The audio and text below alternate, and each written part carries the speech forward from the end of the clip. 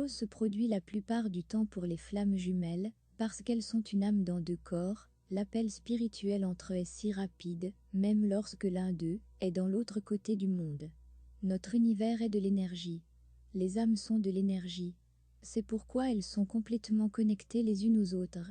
Donc, si vous recevez un appel spirituel, répondez-y, ne confondez pas entre l'amour et l'appel spirituel.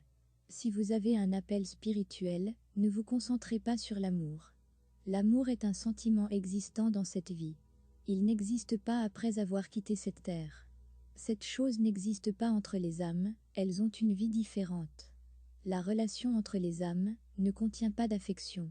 C'est une relation complètement spirituelle. C'est une lumière. Ces âmes complètent quelque chose qui peut illuminer cet univers par leur énergie. Peut-être que vous ne le savez pas, mais à l'intérieur des flammes jumelles, il y a l'énergie de la lumière qui peut guérir, une énergie de créativité qui rend la vie si belle. Maintenant, qu'arrive-t-il à la personne qui vous envoie cet appel spirituel? Après avoir aidé cette personne, vous pouvez avoir envie de le quitter doucement. Vous avez terminé votre devoir envers lui, donc tout va bien, vous partez. Cependant, cette personne peut s'habituer à cela, à votre soutien et présence. Elle ne peut pas accepter la vérité de vous perdre facilement. Parfois, nous ne pouvons pas comprendre ce que les âmes veulent et nous demandent de faire. Si cette personne veut que vous restiez à ses côtés et ne peut pas être sans vous, vous devez être honnête avec vous-même et avec lui. Dites-lui votre véritable intention. Ce que vous ressentez et voulez vraiment. Parfois, vous vous rencontrez à cause d'un appel spirituel, et souvent cette personne ne vous mérite pas. Plus tard, elle peut vous blesser. Simplement, parce qu'après avoir terminé votre devoir, vous n'êtes pas parti. Vous restez et vous développez un sentiment envers cette personne. Sachez que votre âme vous donne toujours un signe. Vous pouvez rencontrer tant de personnes avant de rencontrer votre vraie flamme jumelle. Vous n'êtes pas censé souffrir simplement parce que vous ne comprenez pas vraiment ce qui se passe. Considérez cela comme un entraînement. Entre toutes les voix à l'intérieur de vous, laquelle est la voix de votre âme? Si vous ne l'avez pas reconnu, il est temps de le réveiller, de le relever, de choisir des attitudes positives et de créer un changement. Je vous assure que si vous êtes dans une relation toxique avec quelqu'un qui a l'air si doux, votre âme va vous dire, vous montrer des indices via des rêves, des chiffres, des symboles. Vous avez en vous une puissance qui veut vous aider, vous dire que vous n'êtes pas seul. Certaines personnes vont au-delà de l'étape de la reconnaissance de l'âme pour apprendre à se connecter avec les anges et les anges supérieurs. Leurs vies vont dans le bon sens, même la vie de ceux qui les entourent. Assurez-vous toujours que l'amour inconditionnel peut faire des miracles.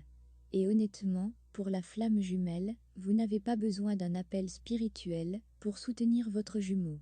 Même si vous êtes avec lui ou non, vous êtes en mesure de créer un changement positif dans sa vie. Envoyez-lui une énergie positive, activez le Créateur en vous, travaillez, partagez, exprimez et aimez. Vous êtes une flamme jumelle, vous avez un amour inconditionnel en vous. Si vous attendez que votre flamme jumelle l'éveille ou l'active, vaut mieux le faire vous-même.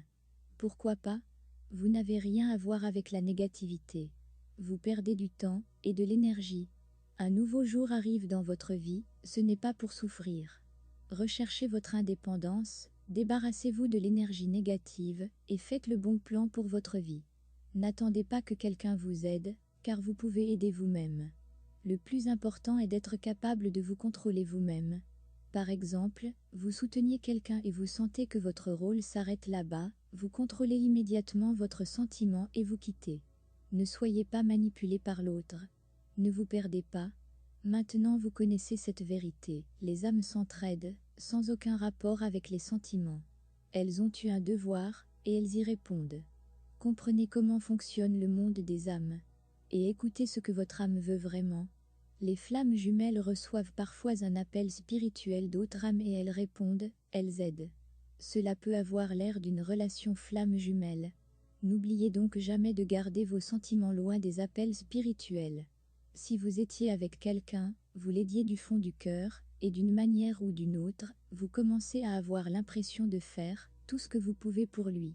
Après, vous n'êtes pas à l'aise, et vous voulez quitter. Vous devez partir. L'appel spirituel peut se produire même entre des personnes de pays différents et qui parlent des langues différentes. Croyez-le, votre âme peut quitter votre corps pour aller là où l'autre âme l'appelle pour l'aider. Vous aurez, par exemple, envie de dormir un petit peu, ou vous serez distrait pour un moment, vous vous sentez inconscient. Et tout d'un coup, vous vous demandez « Où suis-je allé ?» Votre âme était hors du temps et d'espace. Ce moment d'inconscience peut même durer quelques secondes. Votre âme peut faire tant de choses. Il n'y a pas de temps ni d'espace pour la contrôler. Elle peut être facilement n'importe où dans le monde. Tout ce que je veux que vous compreniez pour l'instant, c'est qu'il y a des appels spirituels non reliés à votre flamme jumelle. Et votre âme répond à eux. Ne tombez pas amoureux de quelqu'un simplement parce que votre âme vous demande de l'aider. Contrôlez-vous et vos sentiments. Les vrais sentiments ont leur temps précis, la spiritualité aussi. Donc, vous ne devez pas vous confondre entre eux. Ils sont différents.